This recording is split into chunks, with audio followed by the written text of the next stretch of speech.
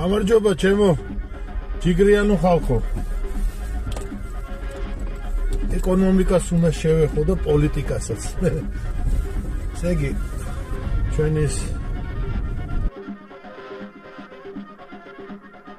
გამოდის პრემიერი და ესეთი თემა დააჯინა რომ ძვირია პროდუქტებიო, ეხლა სხვათა შორის აი ეხლა აღმოჩნდა რა თურმე, ესე იგი ეხლა გაძვირდა. აქამდე არ იყო ძვირი. ეს წლები და თურმე გაძვირებული ყოფილა რას ამბობთ და უნდა გავაიაფოთ.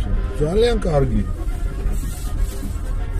და მოამბეს უყურებ ეხლა და ალაპარაკებენ ეხლა ნაცებს, ვიღა შმაცებს, ჯერ იმათ რაზე ალაპარაკებენ, ვინ არიან.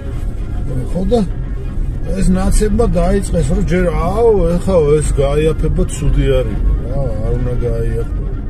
და მერეო კაროჩე ეგო კოცების ბრალი არის რა. რო ძვირი არის პროდუქტები. ნუ ყველა აგინეს კოცებს ერთმა ნაცმა მეორე ლელო შმემო მემა. ეხლა ესენი გამოდიან თარობის წარმომადგენლები. არა კაროჩეო ნაცების ბრალი არისო. ესე იგი ფასები რო არის ძვირი, ნაცების ბრალი არის. ერთმანეთს აბრალიან, პინგ-პონგს ეთამაშებიან. და ჩვენ ასე ვზივართ, ვუყურებთ ამათ პინგ-პონგის თამაშს, მივდივართ მაღაზიაში ვიხდით ძვირს. ესენი ერთმანეთს აბრალიან. ეხლა ამ 2-3 დღის უბრწყინვალესი ინიციატივა აი საიდან მოიფიქრეს. ვიცი ხოჩახ რა, მოზგერ ტოპტვინები არიან რა. ეს ჩვენი ხელისუფლების წარმომადგენლები გამოდიან ყველა ორკესტრირებულად და ისა დებატები უნდა აღვადგინოთო რა. ესაო სულ გვარამიას ბრალი არისო რომ ერთმანეთს არ ველაპარაკებოდითო გადაცემებში და დებატები უნდა აღდგესო რა, ტელედებატები.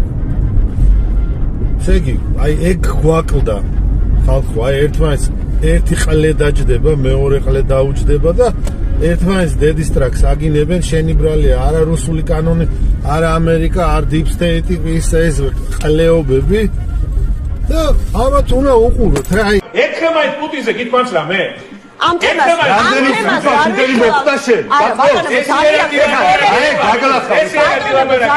ბიჭო ესენი ვინ არიან? ვინ არიან? ეს ორი ეს აი ეს ხო და იქა უფრო აი ეგ გვაკლდა რა სრული ბედნიერებისთვის. აი ეს 2-3 წელია აი ამის მოთხოვნილება იყო რა რომ მეთქი ნეტა ბიჭო ესენი ნეტა დებატები იყოს მეთქი აი ნატურული თელიერი ნატურულობდა რა რომ აი ეს დაჯდნენ და ერთმანეთს დედისტრაკი აგინონ.